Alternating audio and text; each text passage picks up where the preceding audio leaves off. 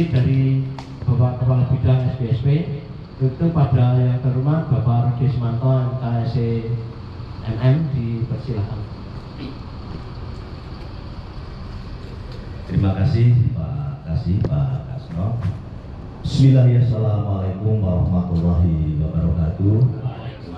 Salam sehat, salam rahayu, salam sejahtera untuk kita semua, dan selamat pagi, semangat pagi. Salam budaya. Ada satu lagi, salam sahabat museum. Kami ulangi yang salam sahabat museum, nanti seperti Pak Kasno. Salam sahabat museum. Ya, terima kasih. Alhamdulillahirobbilalamin. Puji syukur pada pagi hari ini kita bisa bertemu, berkumpul, bersilaturahmi di dalam rangka program wajib kunjung museum.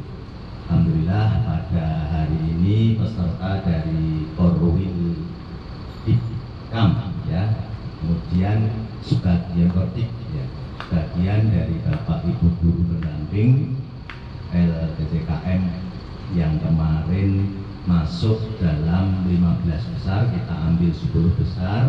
Ini ada kurang lebih 40 anggota. Jadi ada 40 museum. Nah, ini di dalam wadah Bahramus.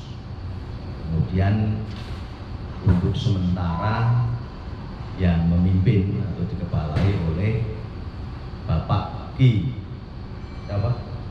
Bambang, ya, Pak Bambang Widodo, ya, Pak Bambang Widodo bersama strukturnya yang memang kami di dalamnya itu programnya sangat inovatif sekali. Kemudian Bapak Ibu nanti bisa berkunjung karena banyak variasi museum di Yogyakarta ini. Ada museum pendidikan, ada museum sejarah, ada museum perjuangan, juga ada seni dan budaya. Museum ini juga sebagai penguat karakter pendidikan yang bisa memotivasi kita semua, Bapak Ibu kita semua, untuk menjadi mengenang para pejuang-pejuang terdahulu. Seperti tokoh-tokoh nasional yang tidak asing kita dengar, Bapak Ibu, ada banyak, Panglima Sudirman, kemudian Sri Sultan Hamengkubuwono yang ke-9, kemudian Ki Hajar Dewantara dan lain-lain. Monggo nanti kita nikmati hari ini dengan santai, Bapak Ibu. Mudah-mudahan ke depan ini akan menjadikan partner kerja kita untuk lebih baik, lebih akrab lagi. Mohon untuk nanti mentaati aturan yang ada, kita jaga semua aturan-aturan di dalam museum itu sendiri. Selamat datang Pak Kadis, Pak Dirut. Selamat pagi, monggo nanti silakan jaga instansi kita semua, terutama instansi Dinas Kebudayaan Gunung Kidul. Mohon untuk diatur aturan apa yang ada di dalam museum itu. Kalau memang tidak boleh masuk, tidak boleh masuk. Tidak boleh memegang sesuatu, ya itu saja. Begitu kira-kira kita nikmati bersama hari ini dengan bunga aja, santai awal. Kadang ada kurangnya mohon dimaafkan, nanti mohon berkenan Bapak Kepala Dinas Kebudayaan memberikan sedikit motivasi untuk kita semua. Makaten, maturun, assalamualaikum warahmatullahi wabarakatuh. Salam sahabat museum, museum di hatiku. Ya, terima kasih. Terima kasih Kepala Bidang SPSP atas pengarahannya. Selanjutnya pengarahan yang kedua, alhamdulillah Kepala Dinas Kebudayaan Agus Mantara hadir di tengah-tengah kita. Mohon doa restu, mohon pengarahannya. Kali ini kita BKM angkatan ke-6, Pak, bersama Korwil Bidik Apanewon Kabupaten Gunung Kidul dan MGMP IPS yang kemarin menjadi pendamping pemenang 15 besar LCCKM tahun 2022. Moga bagus. Terima kasih. Assalamualaikum warahmatullahi wabarakatuh. Waalaikumsalam warahmatullahi wabarakatuh. Salam budaya. Lestari budayaku. Yang saya hormati Pak Abid, Pak Asih, dan Bapak Ibu peserta yang berbahagia. Yang pertama, mohon maaf ini saya berangkat siang, tapi sudah 2 kali saya masuk kantor pagi ini. Tadi pagi sudah cek supaya yang sudah ditindaklanjuti dan tadi malam sampai jam 2. Jadi luar biasa. Kami harus jaga fisik untuk berlari dengan Pak Bupati. Bahkan kalau teman-teman mulai perhatikan karena tidak ada yang rambutnya panjang yang dinas budaya karena tidak tembrodoli dan tambah putih juga tidak sempat sisiran ya. Mandi langsung bablas ya. Ini karena pendeknya waktu dan luar biasa. Pak Bupati itu kalau agenda 6:30. Jadi kalau dulu yang hebat itu kan Bapak Ibu agenda 6:30 dan rawuh di sekolah. Kami sekarang 6:30 sudah dipanggil Bupati. Pak Bupati itu berkantor 6:30 rawuh kantor, minum rempah 1 gelas gede itu, kemudian hari itu dudukan warung. Kami ngikuti nggak bisa. Kami ya soto. Baper malah. Nanti sama kiwel goreng. Nah ini pesan tadi sudah disampaikan banyak oleh Pak Kabid dan yang diberikan adalah saya dapat selamat yang telah lolos jadi duta individu nanti akan berkompetisi dan jadikan kegiatan ini kegiatan yang bermanfaat untuk menjalankan secara pribadi dan juga anak-anak tentunya. Di harapan kami nanti ilmu ini berimbas pada anak-anak dan lembaga pendidikan atau masyarakat. Jadi pesan saya yaitu kemudian berikanlah kami kritik, saran dan koreksi dan apa yang kami lakukan pelayanan pendidikan. Kemudian sampaikan berita baik kepada orang lain bahwa kebudayaan itu kalau melayani begini. Jadi kalau ada kekurangan kritiklah ke dalam saya, jangan diomong-omongkan kepada siapapun, tapi sampaikan pada kami. Tapi kalau ada baiknya tolong sampaikan pada yang lain. Ini pesan kami seperti itu. Jadi agar kami ini tetap bisa eksis, bisa terus dipercaya oleh pemerintah, mengajukan anggaran yang semacam ini bisa di-ACC terus. Karena kalau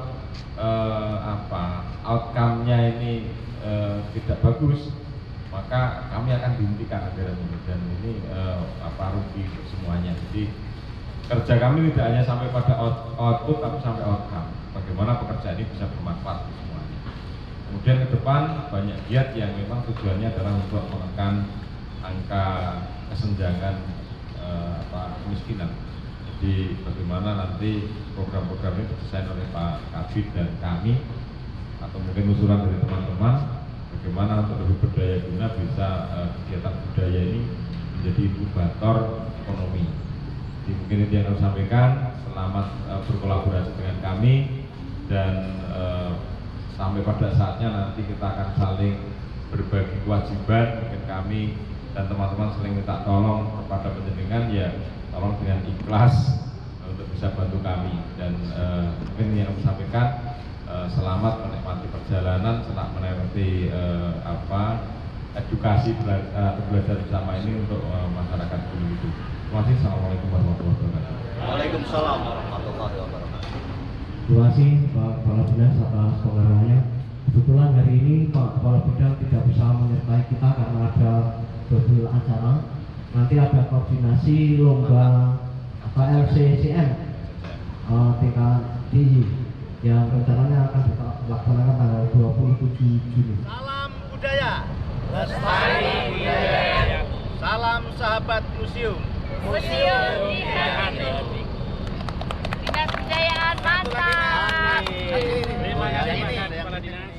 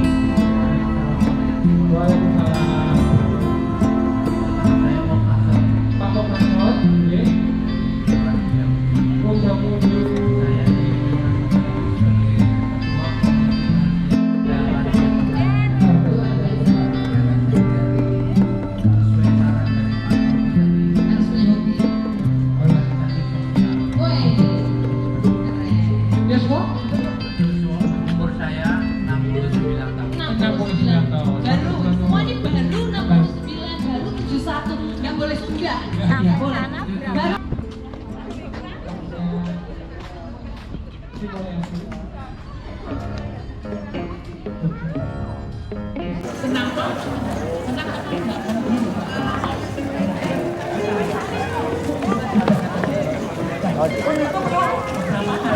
Bapak Ibu sekalian, kita akan masuk ke diorama 1. Diorama 1 ini nanti akan berisi peristiwa-peristiwa yang terjadi sejak Perang Diponegoro sampai masa pendudukan Jepang.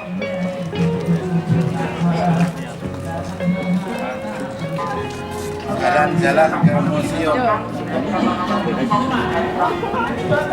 Yang ada di depan Bapak Ibu sekalian, ini adalah Magic Wall.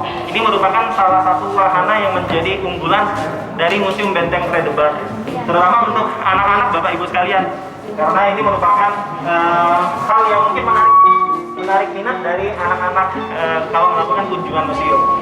Nah, ini kalau kita pencet, kita tekan, nanti muncul gambar yang nanti akan mengarahkan kita garis putus-putusnya ke tulisan yang ada di sisi kiri dan kanan dari gambar tersebut. Jadi kalau kita tekan sekali lagi, nanti ada garis putus-putus yang mengarahkan kita ke tulisan ini. Sudah Kanjeng Kiai Bentayu. Sedangkan yang ada di sebelah kiri Bapak Ibu sekalian, ini adalah patung prajurit Pangeran Diponegoro. Kira-kira penggambaran atau penampilan dari prajurit pasukan Pangeran Diponegoro seperti ini. Kemudian juga ada koleksi senjata yang digunakan dalam Perang Diponegoro ya.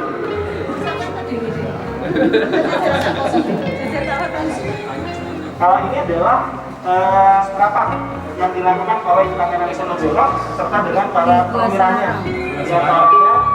Dengan Kiai Mojo, dengan Sultan Alibasa sebelum melakukan Perang Diponegoro, perang besar yang kemudian menewaskan sekitar 200 kebijakan kultur sel. Gimana? Biasa. Untuk area pertempurannya sekitar Jawa Tengah dan Yogyakarta. Ini di Gua Selarang ya? Iya, Gua Selarang Pak. Ini geratakan mungkin jenengan. Gua Selarangnya pun deh. Sasarannya Pak Sandra dari Bu. Kalau ini adalah penggambaran dari kongres pertama yang dilaksanakan pada bulan Oktober tahun 1908. Dalam kongres pertama tersebut terpilih Ketua Budi Utomo yang pertama bernama Raden Tirto Kusumo. Beliau adalah mantan Bupati Karanganyar. Tanggal 8 November 1912 oleh Haji Ahmad Dahlan dan didukung oleh beberapa orang lainnya yang di Jakarta.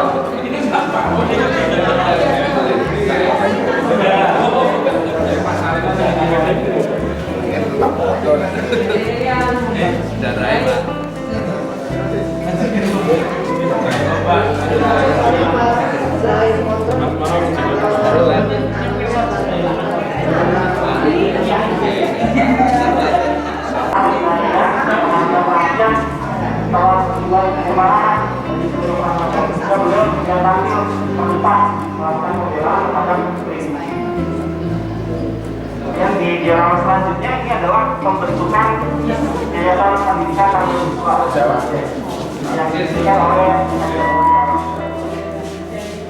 kalau pembentukannya Belanda kemudian mencoba untuk menghalangi Yayasan Pendidikan Mahasiswa karena dianggap bisa membahayakan kepentingan pemerintahan kolonial. Ini kemudian lewat aturan yang dibuat sama Belanda, Judicial Ordonansi, tapi kemudian keputusan Judicial Ordonansi itu berhasil digagalkan, salah satunya lewat protes yang dilakukan oleh Hatamri dalam Undang Moksa. Di mana itu sidangnya? Di Jakarta. Ini beberapa di antaranya adalah Nyai Nyai Ki Hajar, istri dari Dharma Wanita. Dharma Wanitanya saat itu. Penampakannya ada di belakang. Nah itu masuk kalau dari tokoh yang pemimpin prosesi pengobatan Sri Sultan Hamengkubuwono ke-9. Hari Mas Dulu Jatuh tahun 1940. Apa ini Mas? Pengobatan Sri Sultan Hamengkubuwono ke-9. Ini di sini kosong lagi nih kamar mandi. Ada posisi kosong ini. Dan jenengan pakai ya. Ada dinobatkan ya. Doro Jatun. Jatune melu ya? Ini adalah pelatihnya lebih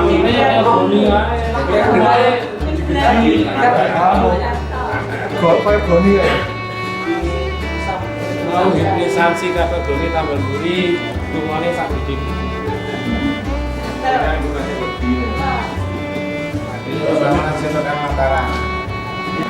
Jadi diawasi dengan alasan benteng ini dijadikan sebagai tempat peristirahatan. Maka awalnya bernama Benteng Rustenburg. Setelah perang besar tahun 1870 dan digunakan sebagai tahanan bagi para bawah atau masyarakat kelas atas.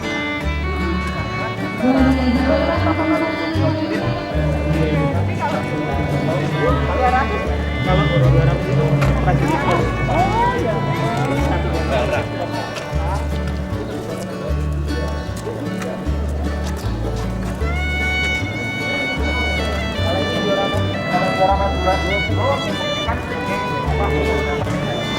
Ujung yang ada di sebelah kiri Bapak Ibu, ini adalah rumah bagi penjaga benteng. Kemudian di masa kemerdekaan sempat difungsikan sebagai barak prajurit.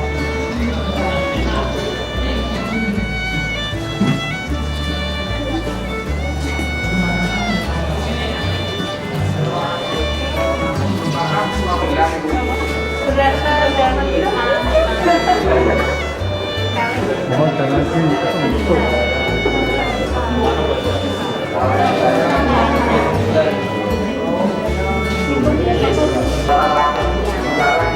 Ini adalah sekarang sepertinya sudah bisa dibuktikan masuk dalam orang asing. Ini adalah penggambaran bahwa ini adalah peristiwa penurunan bendera Jepang di Gedung Agung atau di Istana Kepresidenan. Jadi saat Indonesia sudah menyatakan kemerdekaannya, menarik menurunkan bendera Jepang ke atas menjadinya dengan bendera merah putih. Tidak hanya terjadi di Surabaya. Itulah Gedung Agung nih. Betul lah, Gedung Agung.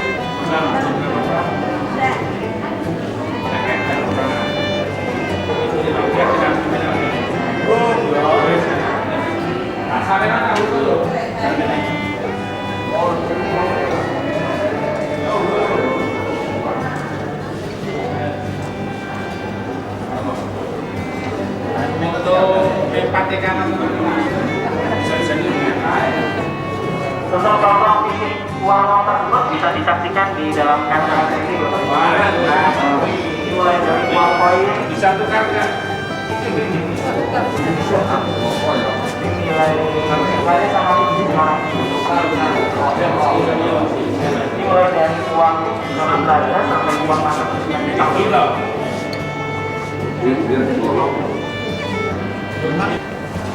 Ini juga ada contoh uang yang digunakan di masa awal pemerintahan.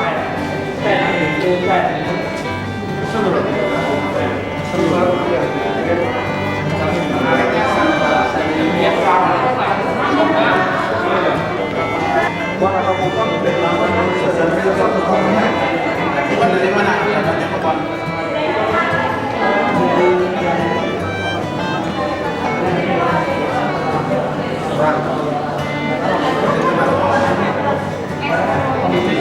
Jadi kita sertifikat.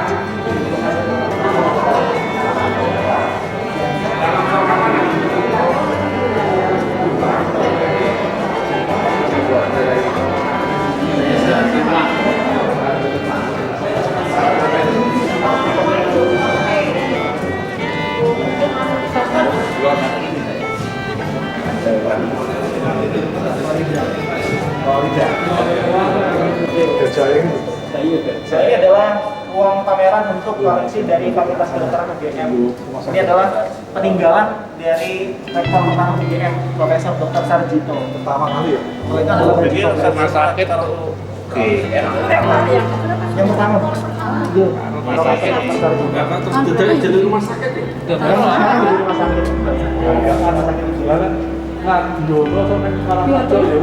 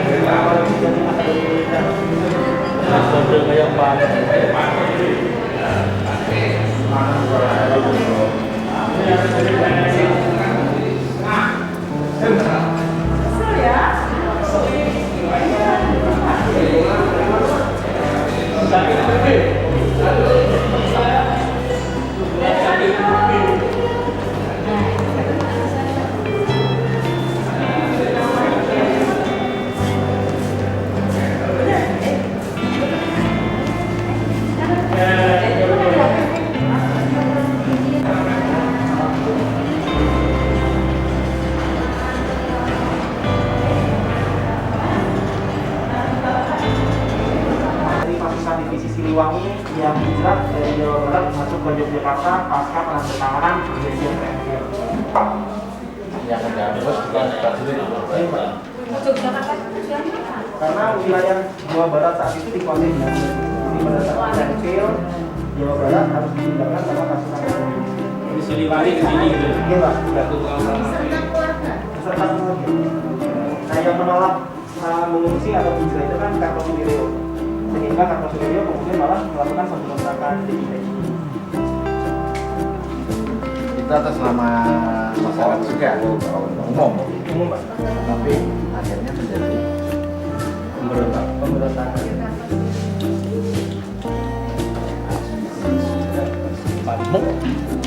Orang pertama dan membiayai dananya sekitar orang di sana. Barangnya pastor lagi.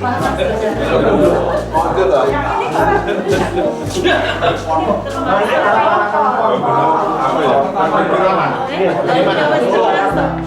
tapi anak-anaknya sudah dilakukan. Karena mau bangun. Ini agresivitas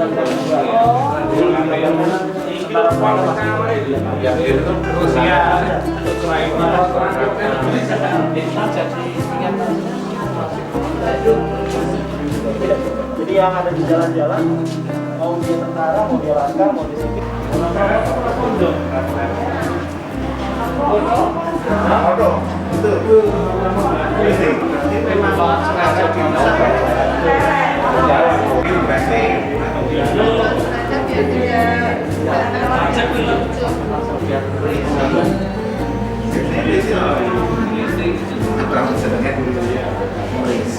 Sabotase jembatan Pak. Berarti itu sengaja dirusak. Sengaja dirusak. Tadi jembatan tuh sih. Di Pulau Projo. Karena di mana mas? Di sini Pak, tingkat dalam kota. Ini di depan stasiun Tugu.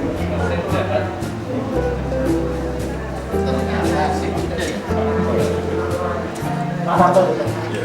Videonya dari Sri Sultan, terus Sri Sultan menginstruksikan Pak Harto untuk pimpin. Tapi kok maksud kita masuk apa ya?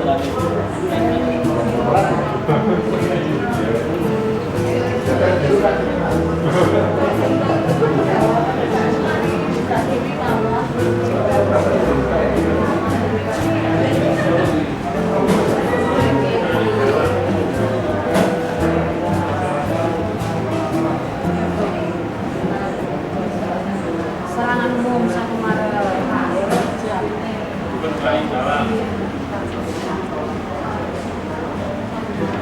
Iya, perannya sudah tahu.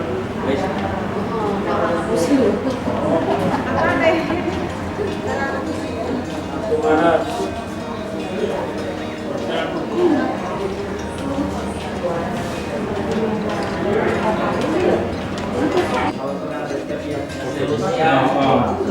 sama tadi. Kalau untuk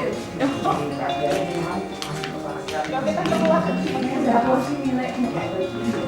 ya dari yang koleksi dulu Baju ini.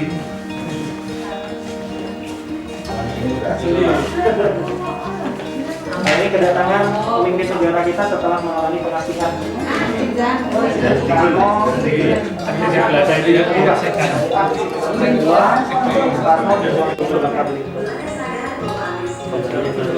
Kembalinya setelah penandatanganan pemroyan, Pak. Jadi setelah pemroyan, Belanda pasukannya sambil meninggalkan ibu kota Jogja, pemimpin negara Indonesia dikembalikan ke Jogja. Ini penyambutan rakyat Jogja terhadap kedatangan Jenderal Sudirman.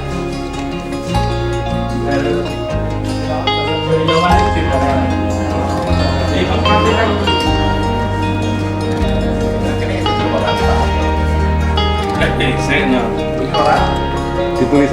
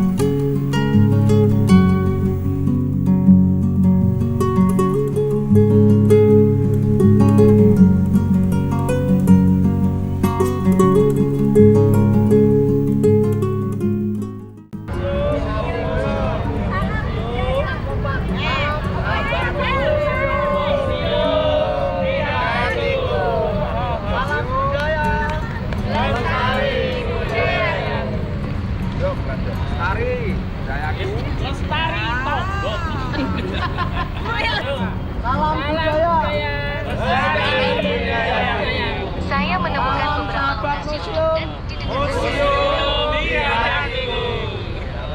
Nama pimpinan untuk selamat datang dan terima kasih atas kunjungan Bapak dan Ibu. Semoga bermanfaat museum kami. Sebelum masuk biar nanti nyambung Pak Wid, kita sampaikan dulu mengenai Pak Gedung. Gedung ini dibangun pada tahun 1904 Masehi di Kolonial Belanda. Waktu itu digunakan sebagai rumah dinas pejabat pembangunan Belanda. Kemudian pada tahun 1942 bersama masuknya Jepang, dikuasai Jepang sebagai markas militer Jepang dan terkenal dengan nama Suzuwon. Lalu tahun 1945 setelah kita merdeka digunakan oleh bahasa kita antara sebagai mabes TKI. Jadi mabes TKI pertama itu di sini. Kemudian layarnya tentara juga di sini. Organisasi tentara juga ditutup di sini oleh Pak Sumarjo. Kemudian di ruangan ini juga pernah diadakan organisasi TKI, di mana Polres Sudirman terpilih di tempat ini. Dan beliau mengantor di ruangan 2. Jadi singkat kata, layarnya tentara di sini, organisasi tentara dibentuk di sini, mabes TNI pertama di sini, Pak Dirman terpilih di sini, ngantor di sini. Belum koleksinya tempatnya sudah sejarah. Kemudian tahun 1965 ketika terjadi G30 PKI, 2 putar total bangsa, Daman dan Nasrem bisa menggunakan Aksor dan Soekarno di tempat ini. Dua tahun revolusi. Kemudian tahun 82 baru digunakan museum sampai sekarang. Monggo komunikasi Pak memang Pak, belas waktunya Pak. Ajar. Ajar. Enggak nyampe. Bisa. 1 jam lah bisa. Seperempat lebih tergantung jenengan. Alam-alam Bu, senjatanya manggil. Senjata. 1 jam kita Korban sangat besar. Waktu itu terbunuhnya Malabi tanggal 9 Oh, Jenderal November. Maka sekutu mengultimatum agar rakyat Surabaya menyerahkan senjata, namun di bawah pimpinan Kolonel Supono, dan mendapat semangat dari Bung Tomo mengadakan perlawanan. Puncaknya di tanggal 10 November. Ini perang semesta, termasuk dari Kiai Haji Hasan Asari mengerahkan santrinya dari Tebirang. Ini namanya Weapon Box Desain Senjata. Terus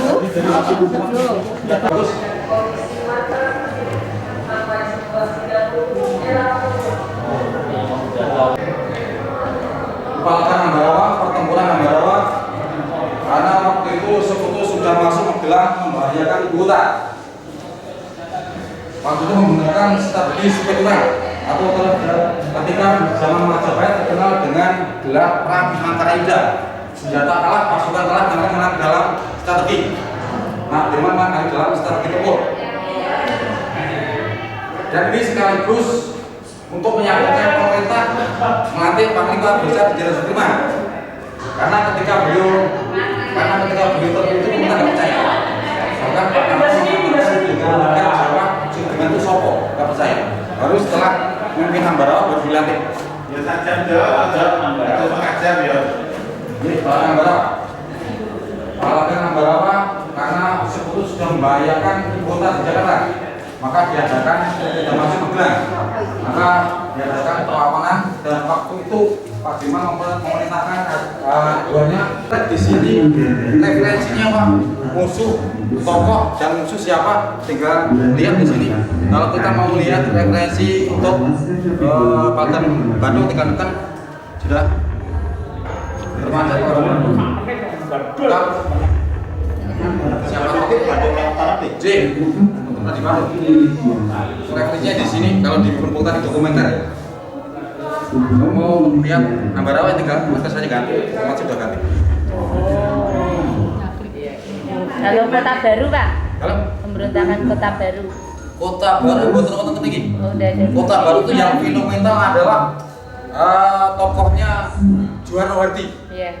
Itu anak berumur 15 tahun kelas 2 SMP sudah bisa mengkoordinir rekan-rekannya 50 orang menjadi pasukan Illuminati. Masuk TP Tentara Pelajar. Jadi anak umur 15 tahun kelas 2 SMP. Dan konon ceritanya TP ini banyak keberhasilannya tapi juga banyak korbannya karena karakter TP ini ngawur, nekat, tanpa perhitungan. Atau mani itu umur besar 14, 15, 16 masuk TP. Mengadakan pasukan dan persenjataan. Maka ketika menguasai bandara itu hanya waktu jangka sangat singkat, 25 menit menguasai bandara.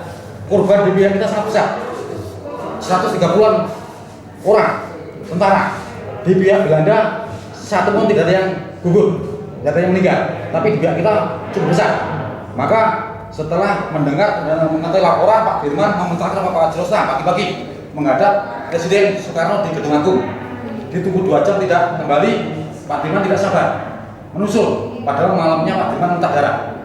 Pagi-pagi mendapat kekuatan untuk menghadap atau menyusul Pak Wajirosna. Sampai di dalam istana, Pak Dirman melaporkan situasi dan kondisi untuk mengadakan perlawanan secara gerilya. Namun Presiden mengatakan sebaiknya Panglima di dalam kota saja. Pak Dirman menjawab, kalau saya di dalam kota siapa yang akan memimpin pertempuran? Tidak ada Paling Negara di PDRI.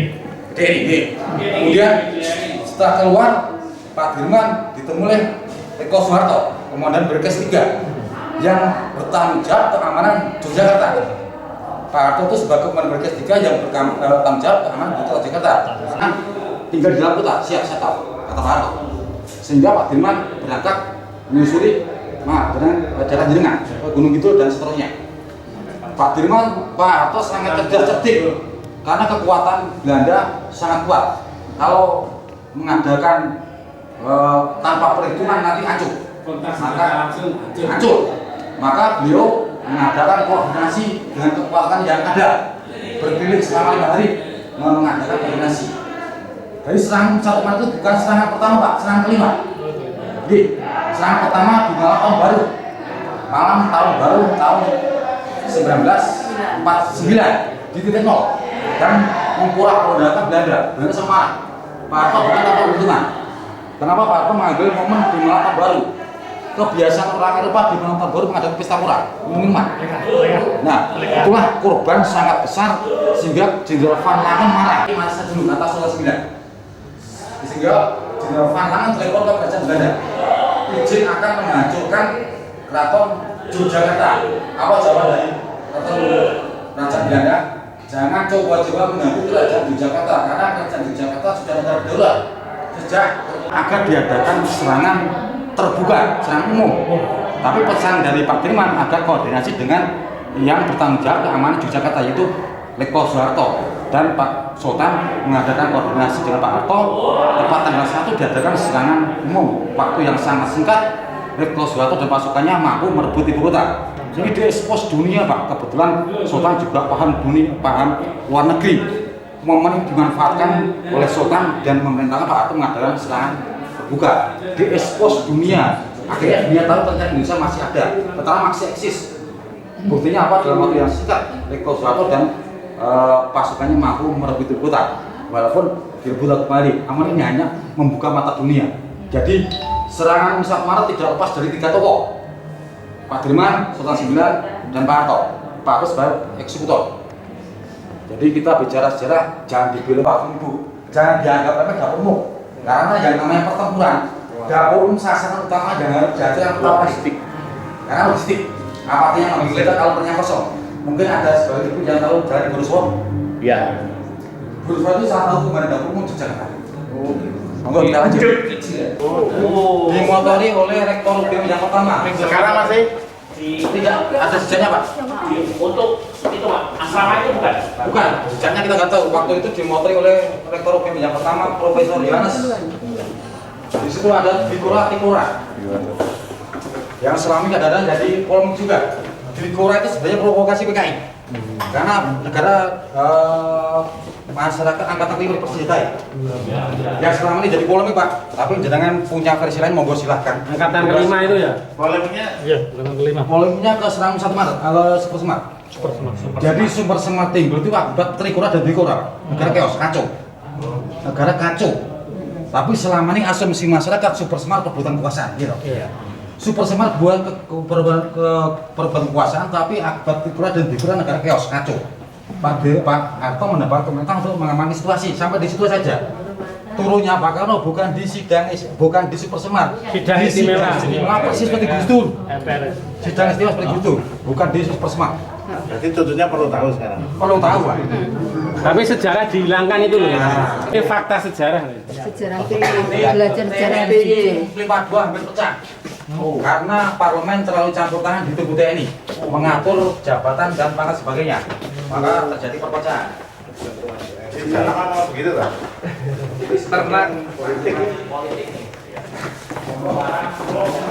Jadi antara musuh PKI 48 dan 65 beda Pak. Musuh utama 48 musuhnya para kiai. Karena yang menentang keras PKI 48 adalah PKI. 65 siapa? TNI AD. Karena yang menentang keras 65 adalah TNI AD. Masalah nasabun dan angkatan kelima. Yang menentang yang keras dimotori oleh siapa? Pak Nasution. Sehingga Pak Nasution terpental, diganti Pak Yani. Pak Yani lebih brutal, lebih keras. Akhirnya dibunuh. Saya nggak ngatur gitu Pak. Ngatur itu. Selama ini justru yang jadi kambing hitam, maaf saya bukan bela Pak Harto enggak. Iya. Pak Harto waktu itu komandan Kostrat dulu pasukan kecil, pasukan yang hanya untuk merebut Irian Jaya. Pasukan kecil. Dan PKI salah memperhitungkan Pak Harto. Pak Harto pengalaman dalam perang serangan 1 Maret dan Trikora. Pak Harto tidak terlibat fiksi perdebatan. Pak Harto waktu itu menempatkan sebagai tentara profesional. Netral. Jenderal pelaksana lapangan, bukan pengambil wisana. Jadi Kostrat pelaksana lapangan. Kemudian secara klasiat Pak, secara klasiat. Kalau Pak Harto dituduh dalam PKI, Pak Nasution kan target penculikan. Putrinya ketika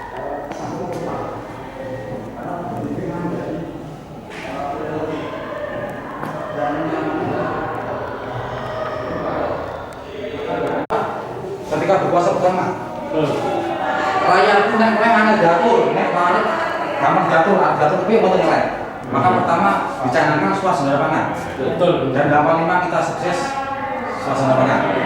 Thailand, Vietnam, Malaysia belajar tanam padi di Indonesia. Apa yang terjadi sekarang? Kembali. Jadi kita tidak perlu belajar, kita ekspor, impor saja. Kita impor saja. Ini Selamat Riyadi, pencetus RPKD. Justru di Kamboja, kita yang lebih fungsi, lebih dominan. Ada jalan rusak, ada jalan rusak mau dan mampu membetulkan. Kita punya visi, sementara yang ada dalam bangunan. Ada rumah penduduk rusak mau dan mampu membetulkan. Kita juga kirim dokter. Ada pembuatan masalah, sunat masalah, sehingga bisa membawa. Saat komunikasi dengan masyarakat sudah bagus, dimanfaatkan oleh TNI, pimpinan TNI waktu Pak TNI Indonesia.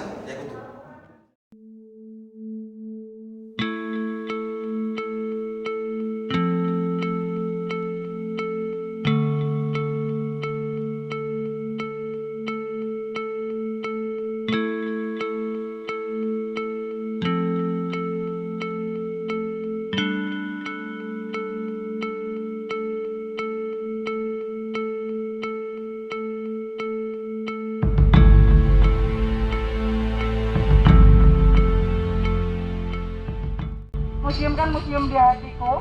Kemudian ada salam lagi, Monjali, jawabnya ojo lali. Ojo lali. Yogyakarta.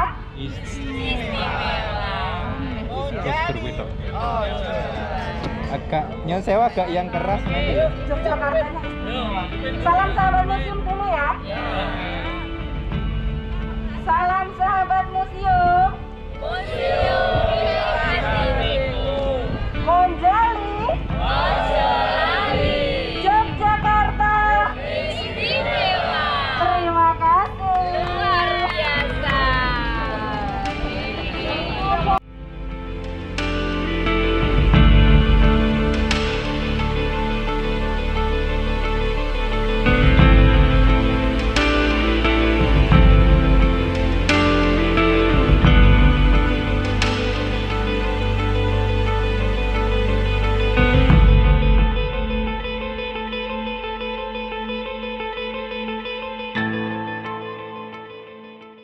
Pertama tentunya tidak lupa kami mengucapkan terima kasih sekaligus kami ucapkan selamat datang di Monumen Jogja kembali. Dan mengawali kunjungan Bapak Ibu mohon maaf saya akan memberikan sedikit profil tentang Monumen Jogja kembali ini, kemudian nanti ada pemutaran film, baru nanti Bapak Ibu akan didampingi untuk keliling menyaksikan koleksi yang ada di Monumen Jogja kembali. Baik, untuk awal kita akan melihat profil daripada Monumen Jogja. Bapak Ibu yang kami hormati, luas daripada Monumen Jogja kembali ini kurang lebih 5 hektar. Kemudian untuk tinggi bangunannya kurang lebih 31,8 meter. Dan nanti Bapak Ibu di Monumen Jogja kembali ini bisa menyaksikan koleksi-koleksinya ada di 3 lantai. Di lantai 1 nanti ada 4 ruang museum. Kemudian nanti di lantai 2 ada 10 diorama. Lantai 3 lantai akhir yaitu ruang Garbhagraha. Nanti Bapak Ibu bisa mengheningkan cipta sejenak di lantai 3. Berikutnya lanjut Mas. Nah ini Bapak Ibu visi dan misi daripada Monumen Jogja kembali, diantaranya yaitu mewujudkan, melestarikan, mengembangkan Monumen Jogja kembali sebagai bukti perjuangan bangsa Indonesia. Lanjut Mas. Lanjut Mas. Nah ini tujuannya Bapak Ibu, kenapa Monjali ini dibangun? Salah satunya yaitu mengabadikan peristiwa kembalinya Ibu Kota Yogyakarta ke Taman Bangsa Indonesia, juga sebagai wujud tanda jasa kita kepada para pejuang kita, jasa yang sebesar-besarnya atas penghargaan beliau atas perjuangannya. Lanjut Mas. Nah Bapak Ibu, Monumen Jogja kembali ini kenapa dibangun di Dusun Jongkang, Sariharjo, Ngaglik, Sleman?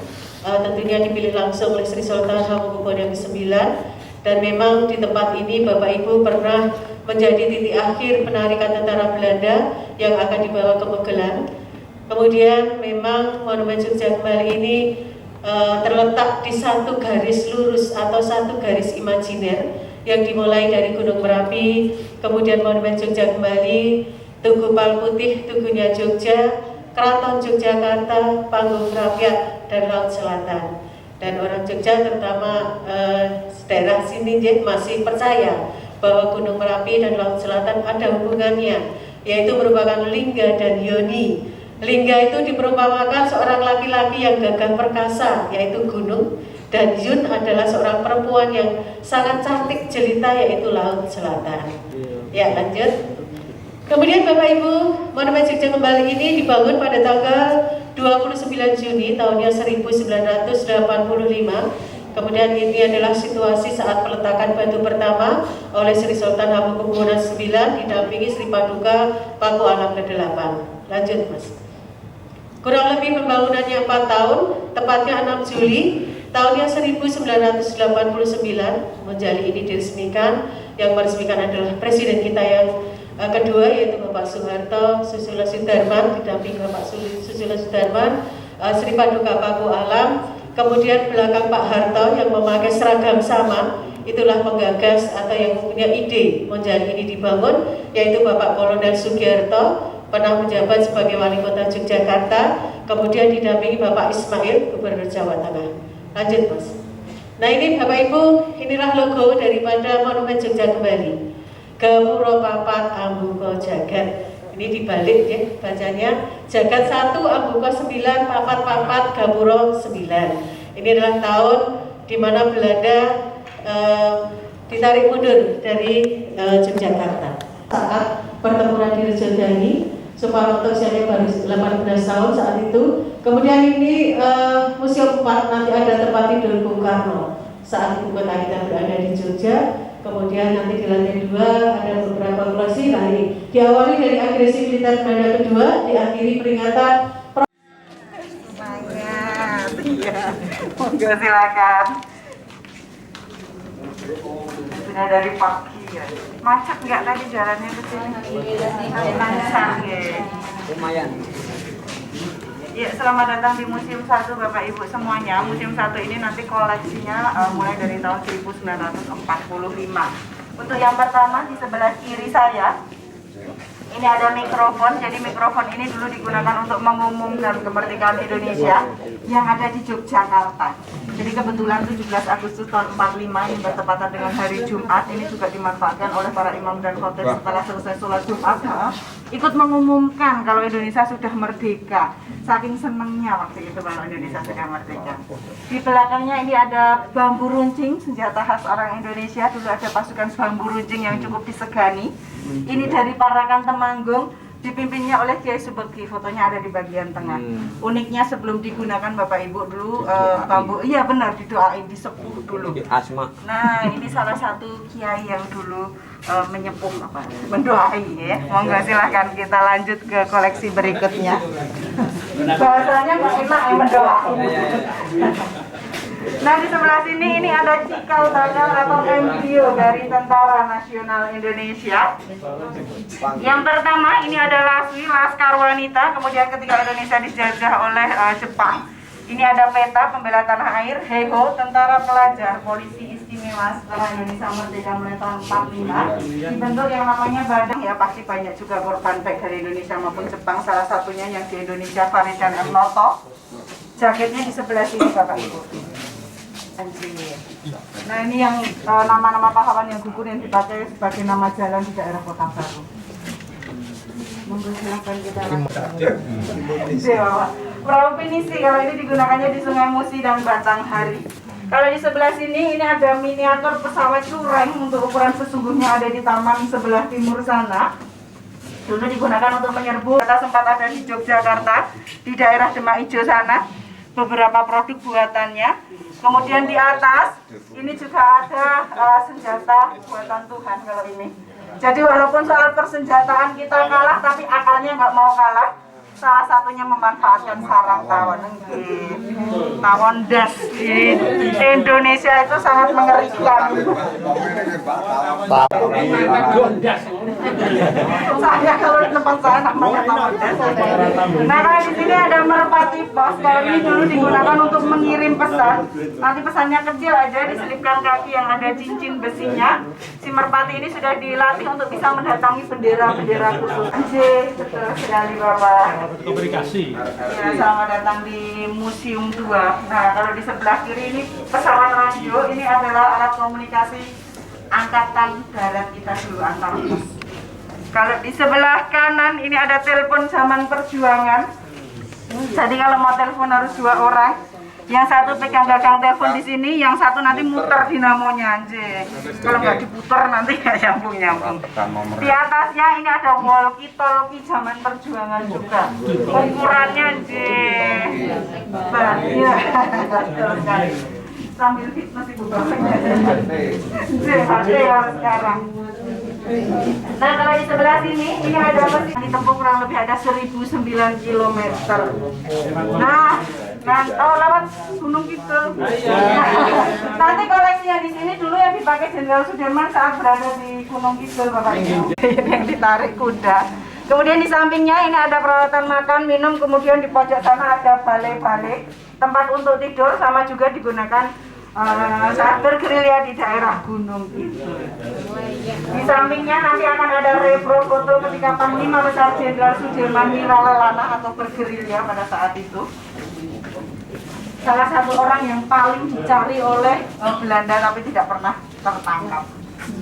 Di sebelahnya ini ada kursi makan warung puas. Warung makan ini dulu digunakan oleh para pejuang kita untuk saling bertukar informasi. Jadi biar nggak ketahuan Belanda, mereka pura-puranya nongkrong sambil jajan.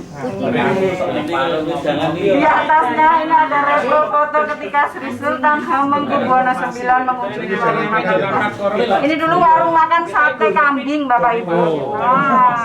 Agresi militer Belanda yang kedua, sekaligus yang memiliki ide atau gagasan untuk melaksanakan serangan umum saat kemarin di Jakarta. Zaman dulu pasti raja.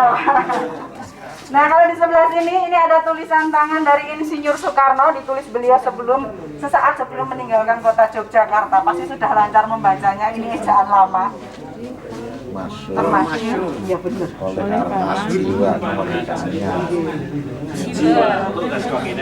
Kemerdekaan itu, iya. Sampai kalau kesini belum ketemu ini rasanya kurang srek gitu. Biasanya. Pak Ngoni mana Mbak? Biasanya banyak ditanyakan mantan Pak. Nah, koleksi pertama yang ada di Museum 3 di sebelah kanan ini adalah evokatif dari dapur umum. Tugasnya menyediakan makanan dan minuman untuk para pejuang dikoordinatori oleh Ibu Roswo pada saat itu. Ya, belum tiga nih Pak. Sebelah kiri ini ada evokatif dari Palang Merah Indonesia, saat itu dikoordinatori oleh Dr. Amino. Markasnya berada di daerah Minggir Sleman sana. Dulu digunakan oleh Letnan Marsudi untuk mengirim pesan. Uniknya walaupun seorang tentara, Letnan Marsudi ini ketika mengirim pesan menggunakan pakaian Jawa lengkap, biar dikira abdi dari keraton, jadi nanti tidak akan digeledah. Karena memang saat itu Keraton Ngayogyakarta lebih dulu diakui kedaulatannya daripada Indonesia. Nanti pesannya disembunyikan juga biar aman di dalam setang itu kan bolong ya, dimasukkan dalam situ, kalau enggak di bawah sedel, kalau enggak di tas kebunnya ini, tapi di jahitan paling dalam. Nah, jadi gimana caranya tetap disembunyikan saat itu? Sadelnya yang sadelit. Saya juga tadi bingung jawabnya. Nah, di sebelah kanan ini ada alat cetak milik Koran Kedaulatan Rakyat atau KR. Koran yang sampai saat ini masih eksis di Yogyakarta. Ini yang berhasil diselamatkan saat agresi militer Belanda yang kedua. Kemudian dimanfaatkan oleh para pejuang kita untuk membuat selebaran atau buletin yang disebarkan tidak hanya di Yogyakarta sampai keluar Yogyakarta juga. Tujuannya untuk membakar semangat rakyat Indonesia agar mau memusuhi Belanda pada saat itu. Wajah sebelah sini, ini koleksi yang cukup istimewa juga di Monumen Jogja kembali Bapak Ibu. Ini ada topi baja tembus peluru. Jadi topinya tembus peluru Pak. Dulu dipakai oleh Supanoto, fotonya ada di atas. Jadi ceritanya Supanoto dan beberapa temannya sesama tentara pelajar Ini mencegat pasukan Belanda di daerah Rejondani sana. Tapi karena memang persenjataan tidak imbang, akhirnya seluruh tentara pelajar yang ada di daerah tersebut berhasil dikalahkan oleh tentara Belanda. Salah satu korbannya adalah Supanoto yang kepalanya tertembus peluru. Kalau jalan-jalan ke daerah Rejondani sana, Bapak Ibu, ada monumen kecil namanya Monumen Medan Laga. Di sana ditulis seluruh korban yang gugur. Pimpin serangan umum 1 Maret di Yogyakarta dikomandani oleh Letnan Kolonel Soeharto. Fotonya ada di bagian tengah. Nggih, Pak, mudanya Kowe ora ndelok film iki mau berarti. Ini leren itu dia ke Jakarta. Yang ada di depan kita ini adalah tempat tidur yang dulu digunakan oleh Insinyur Soekarno saat berkantor di Yogyakarta 4 Januari 46 sampai 27 Desember 49 di Kota Masakan. Ini ada meja dan kursi tamu. Kalau ini dulu digunakan oleh DRS Muhammad Hatta sama ketika berkantor di Yogyakarta juga. Di rumah dinasnya Bapak. Nggih.